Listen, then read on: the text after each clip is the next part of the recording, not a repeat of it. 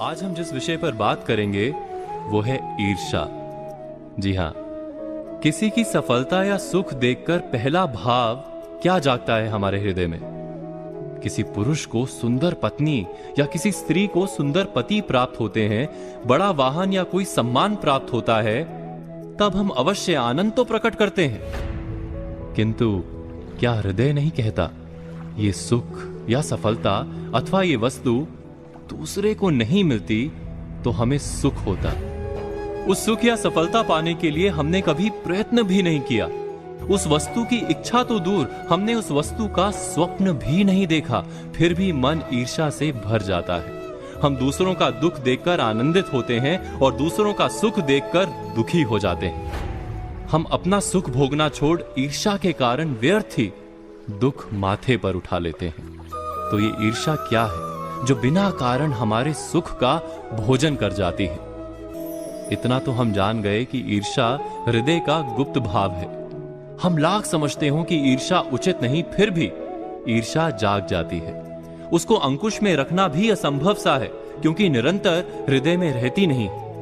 ईर्ष्या से छूटने का केवल एक मार्ग है कि ईर्ष्या की जड़ से हम परिचित हो जाएं। इस रोग के लिए समझदारी से उत्तम कोई औषधि नहीं। तो ईर्ष्या क्या है, कहां से जन्म लेती है?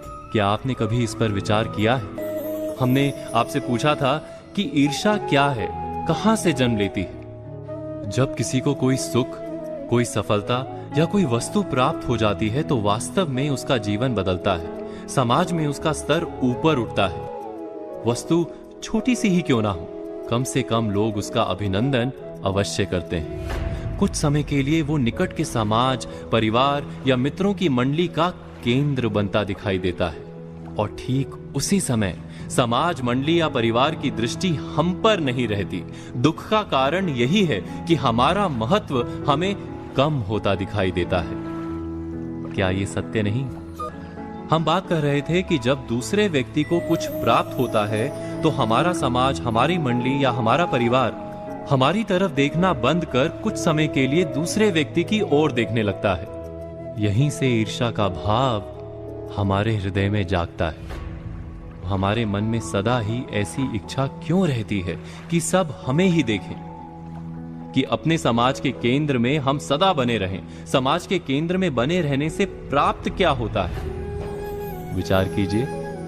जब तक समाज के केंद्र में हम हैं, हमें प्रतीत होता है कि हम महत्वपूर्ण है।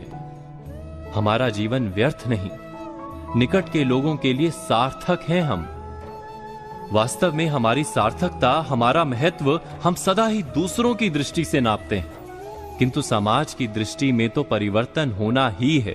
समाज हमारी ओर देखे वो समाज का उपकार है, हमारा अधिकार नहीं। हमारी सार्थकता का प्रमाण जब स्वयं हमारे अपने हृदय से प्राप्त होने लगे, हम अपने जीवन से रस उठाने लगे, अर्थात जब हमारा हृदय आत्मविश्वास से भर जाए, तो ईर्ष्या का भाग अपने आप चला जाता है। ईर्ष्या वास्तव में कुछ भी नहीं, बस हृदय में आत्मविश्वास के ना होने का प्रमाण भर है। विचार कीजिए।